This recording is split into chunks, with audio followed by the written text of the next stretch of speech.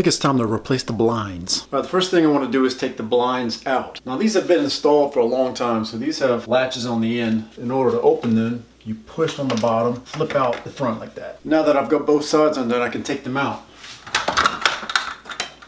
You may have a different type of attachment to the window. However it is, just get the old ones out. Next, you want to measure them to see what width they are. These are 29.5 inches. Now those blinds were kind of loose inside these brackets, so I'm going to measure the narrowest point in the window just over 30 inches. So I know I don't want to get anything wider than 30 inches. So I went to Home Depot and looked at the blinds.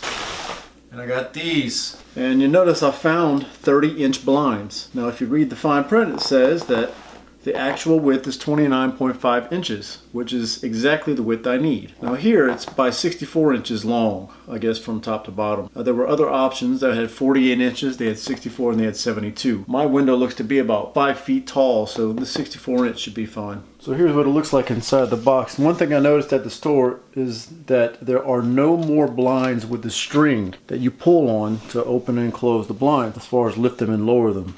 Everything now is cordless, and the lady at Home Depot told me they don't make any with cords anymore because they're a danger to children. So that everything that they make nowadays, according to her, is all cordless. Now what I was hoping is that I could just take these and slide these into the old brackets. You can try that if you have brackets like I do, but it didn't work out. They're just a little bit too tall, especially right here on the bottom, to fit in there. So I'll be installing these with the included hardware. In the hardware pack you'll see various bits and bobs. What you need for right now are the brackets and the screws. And make sure you remove the old brackets. Now I've installed a few of these in the last couple of years for people. The thing I noticed the last time I did this, I had to install 3 sets. By the third one we realized it wasn't really necessary to measure exactly this way. We just wanted to make sure that they were all front or back the same distance so that the blinds aren't sitting crooked. So don't worry about this way, just one over here and one over here and that'll work. If you've got some really long ones, you'll have one here, and then you'll have a third one to put in the middle. This set comes only with 2, so I'm just gonna kind of eye it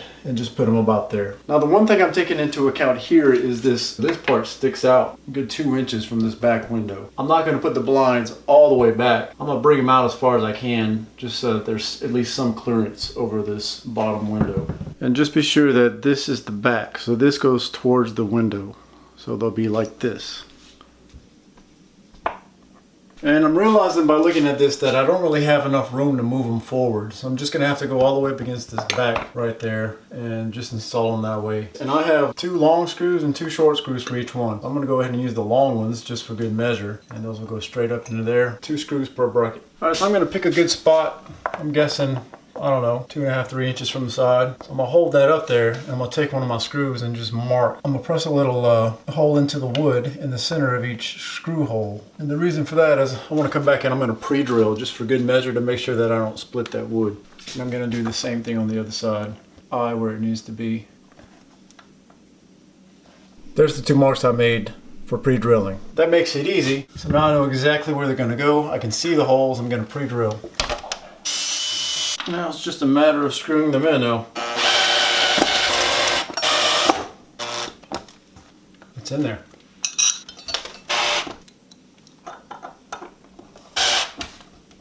These are called valance hangers, and they are what hold the valance on the front of the blinds. You don't have to add these, but just to add a little more decoration or a decorative front to them you can. And this part goes out towards the front. They just slide onto the top like that. And while you've got it laying there, you might as well just install the rod to tilt them open and close. The one I have just clicks into place. There's where it goes. Just put it in there, click. Then they have these side pieces you can put in, and that'll cover up the insides whenever they're hanging. So they may be a little tricky, but here's the back. And just slide it there, like that. So these things go in very easily. There's a lip here, and there's a piece down here. So put this piece in first, which is the top, front. And then just swing it down until this clicks into place. And hanging them is really easy. Like I said, this is the front, top front. Put that in first. And then you rotate it back and push up until it clicks, just like that.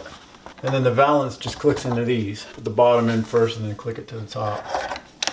So like I said, these are optional. These do kind of stick out kind of far on these windows because they're not as far back. So we may end up taking it off. And that's basically it. So now you can just pull down